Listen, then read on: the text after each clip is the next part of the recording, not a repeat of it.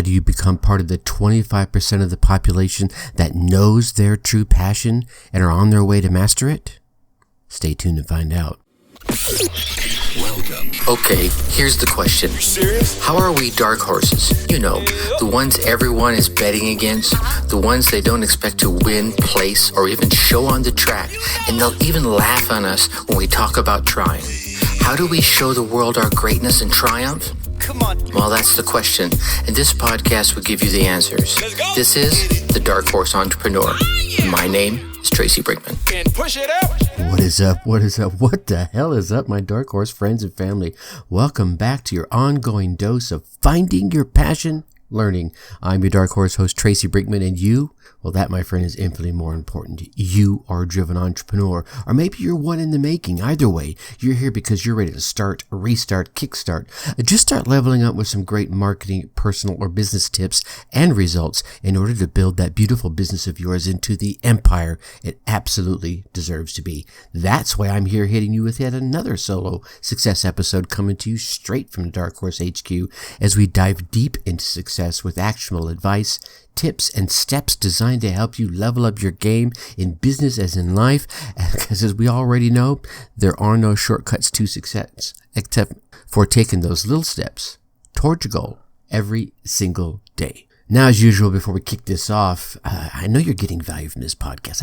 I feel you are, right? And I really hope you're nodding in. Yeah, I've gotten a few valuable tips. And if you have, please go on down there, hit that subscribe button. While you're there, drop us a 5-star rating, right? Just hit that little 5th star right there and it'll light up.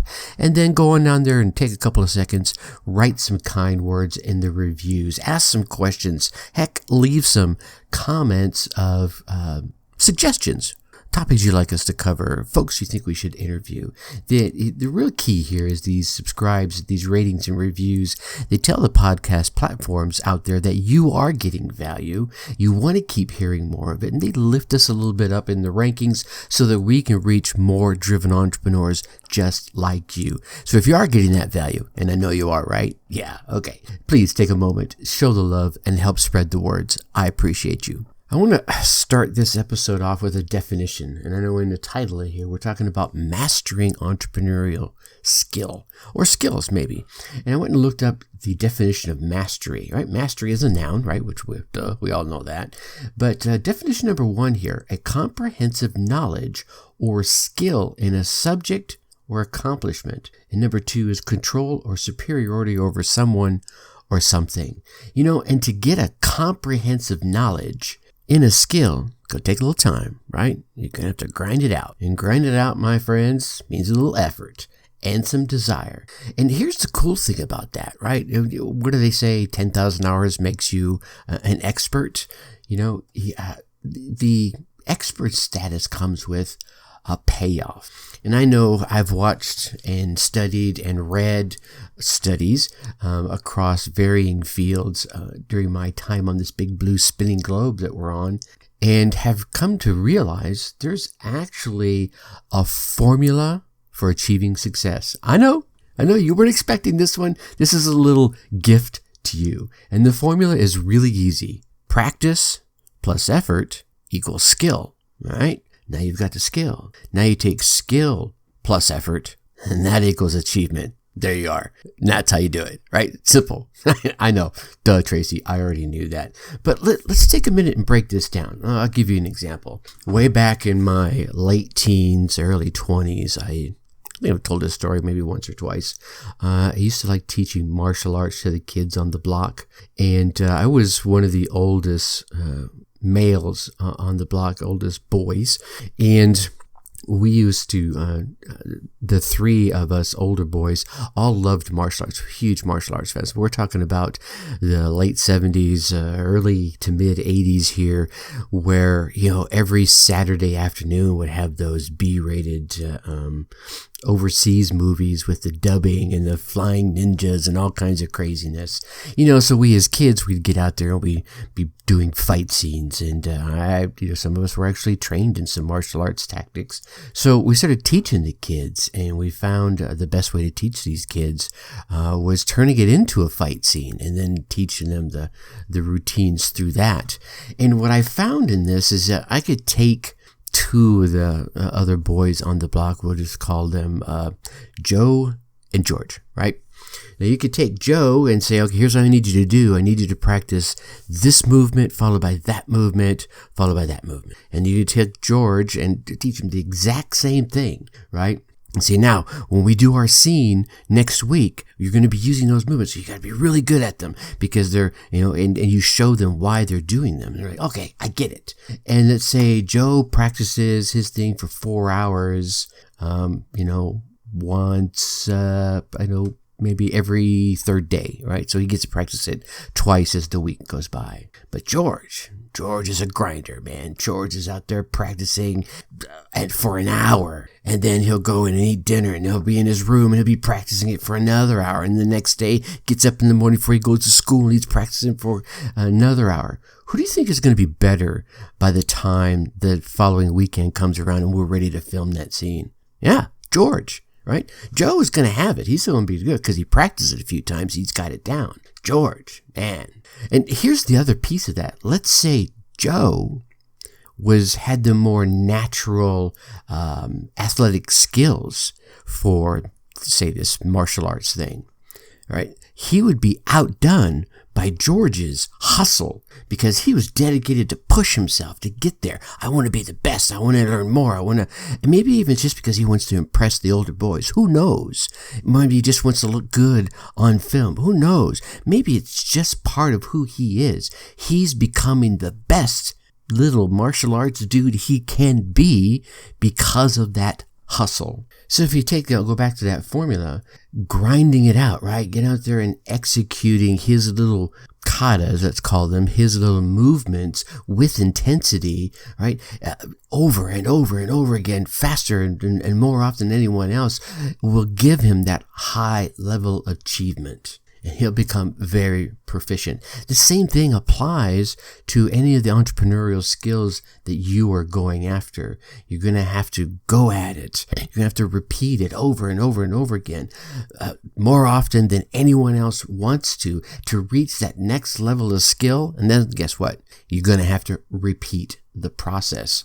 See, for me, I think that's the reason that some folks attain greatness and others just perform mediocre, right? It's because, and maybe the person that's performing mediocre has a God-given talent and they're taking it for granted, so they don't push themselves harder. But the other person that's striving for greatness and is going after it and achieves it has that passion followed by that dedication, that tenacity. Ooh, those are the differentiators. So if we go back to that formula, practice plus effort equals skill. Skill plus effort equals achievement, right? So in both of those scenarios, effort is in there. And I think effort can also be passion, right? But passion alone is not enough. Passion is a wonderful thing. Don't get me wrong. I love passion, right? Passion is a powerful thing. If you dream it, you can be it, as the saying goes. However, what it's going to take for you to realize your dream and committing to all that necessary effort, yeah, that's critical. And not everyone out there is willing to do that. They're not willing to put their nose to the grindstone and if they are, here's what happens. They get up, they start taking that first step, and they're like, yeah, this is pretty cool. They take that next step, and oh yeah, this is going pretty good. And they take that next step. Something trips them. They stumble, they bumble, they fall, they face plant. Some don't get back up. Some do get back up, and then they go back to where they were. They're like, well, that was messed up. I'm not going that way anymore. And what they don't realize is they were one stand up, dust off, and step away from the very success that they were looking for.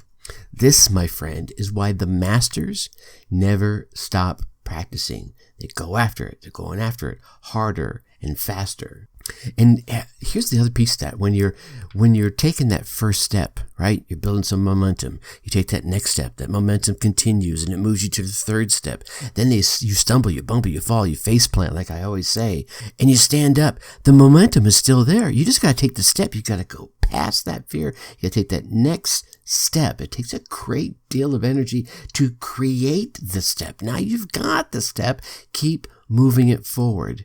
I think sometimes it's that fear of losing that momentum, losing that motivation that drives some of those high-performing folks out there to be vigilant and continue to pursue their current opportunity as well as that next one. All right, so let's get to the reason we're here, those 8 magic steps or tips when it comes to honing your entrepreneurial skill or even mastering it. Number 1, pick your skill wisely. Whatever skill it is you're going after, that you want to hone, you want to make that razor sharp, mastery is going to require a lot of intensity. So dividing your attention amongst various skills or projects or pursuits is going to do only one thing. It's going to slow your ass down. So steer away from being that jack of all trades and a master of none.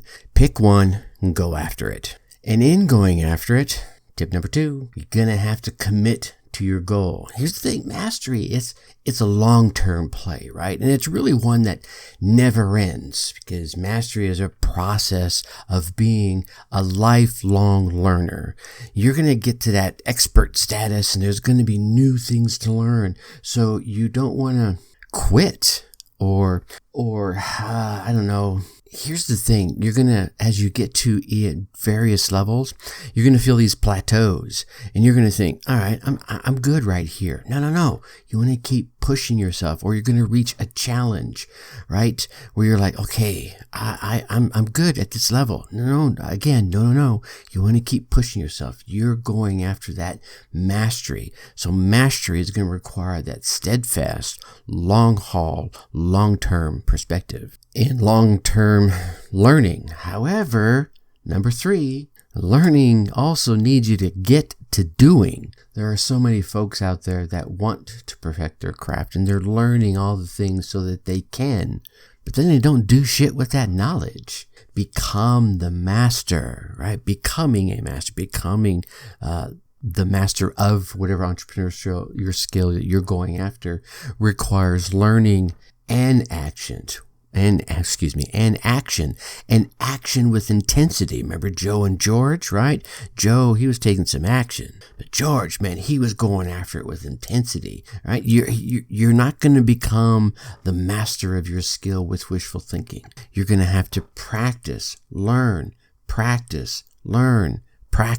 over and over again. And sometimes you're going to have a blind spot that you can't see, even with all your learning. And it could be book learning, it could be course learning. I think one of the greatest learning tools you'll ever have will be a coach. It's critical to have a great coach, and a great coach is one that compliments you and pushes you.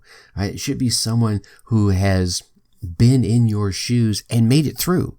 Maybe they're 2 steps, 10 steps, 100 steps ahead of you. Ideally, they've been in your shoes so that you can see yourself following in their quote unquote footsteps. And they should inspire you to be successful, and they should push you to do that. And they can offer you that mentorship and that navigation throughout your skill progression. And here's the thing about coaches and mentors. You may find a great one and then they have plateaued. Maybe they're at a plateau and you're about to blow past them. That's okay. You don't have to keep them as a coach. Thank them very much and then move on to the next one, because you, my friend, you want to be ninja, right? In your skill mastery.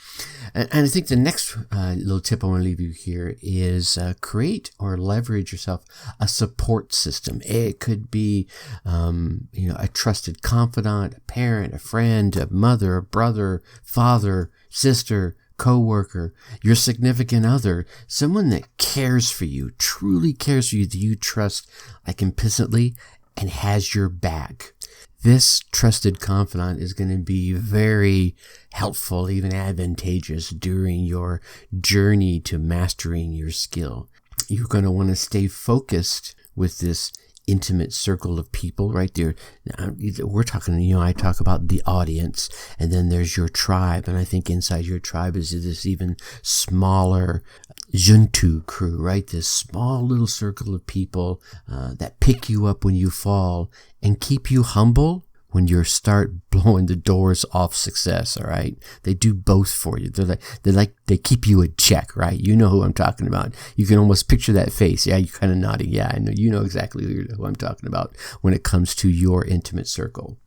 Number 6 is focus on desire. Man, you're going to have this strong, driving, burning fire of desire inside of you, backed up with that commitment we talked about earlier. I remember George's commitment and intensity to put in the work. You're not going to master anything if you don't put in the work, and mastering an additional strength by realizing that many people before you have been through this and that you can do it too. I know you can.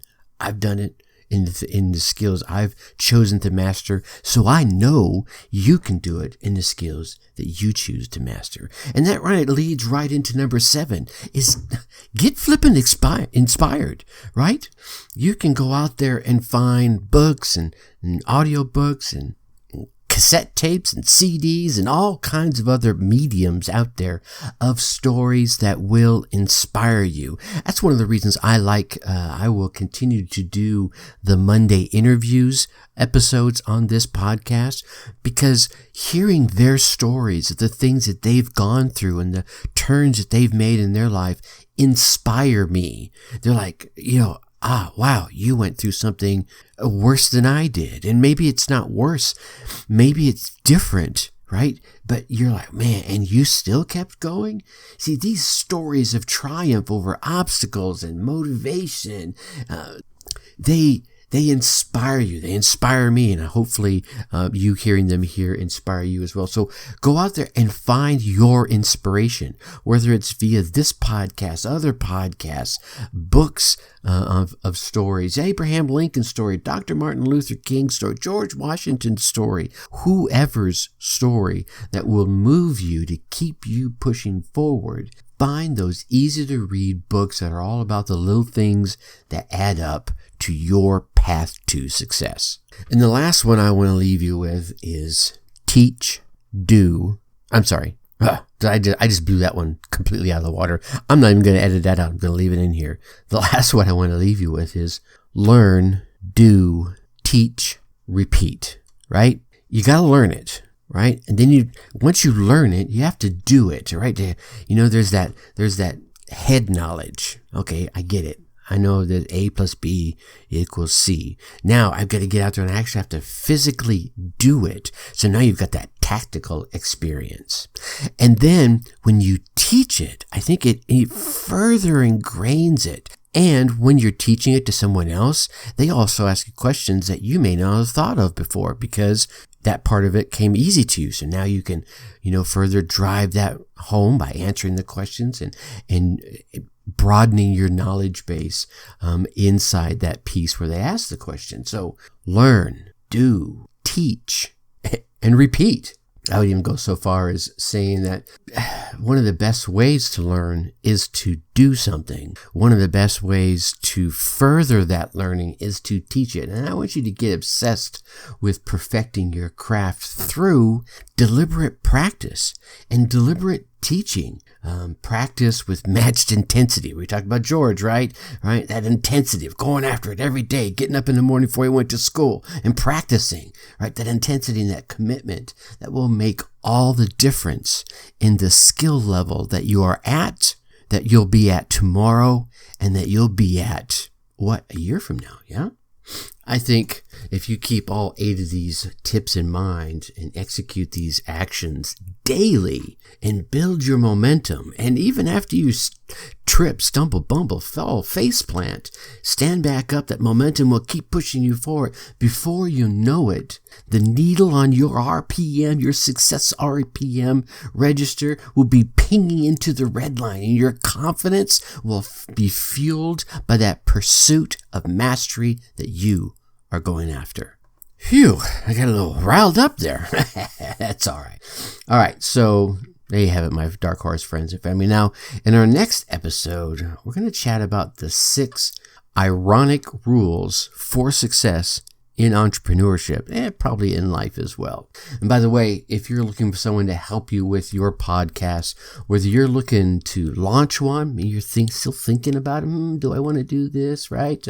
Whether you already have one and you want help with probably one of the most tedious pieces of podcasting, which is the editing and the promotion, or you're looking for ways that you can monetize that bad boy, go ahead and reach out to me, Tracy at darkhorseschooling.com, or you can go to darkhorseschooling.com/coaching, fill out the form there and let's chat. I will make sure that you come away from that chat with a success plan. No charge for the chat.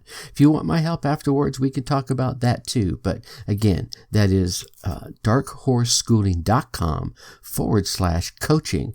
Let's see how I can be of service to you in helping you start, restart, or kickstart your business, your podcast. Now, I know you want to keep getting all these daily success tips, these solo episodes, as well as the amazing interview episodes I'm able to bring to you. So make sure you go on down there, hit that subscribe button, leave us a 5-star rating and some kind words in the reviews. Again, go ahead and ask questions, make suggestions in those reviews. I read every single one of them.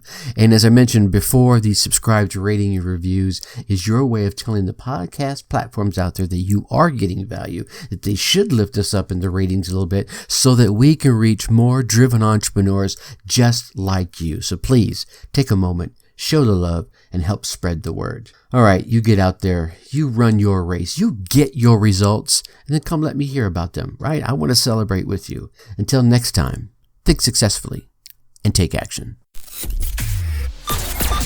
Thank you for listening to the Dark Horse Entrepreneur Podcast. And you know this! Thanks for tuning in. Check us out at www.darkhorseschooling.com. All right. My name is Tracy Brinkman.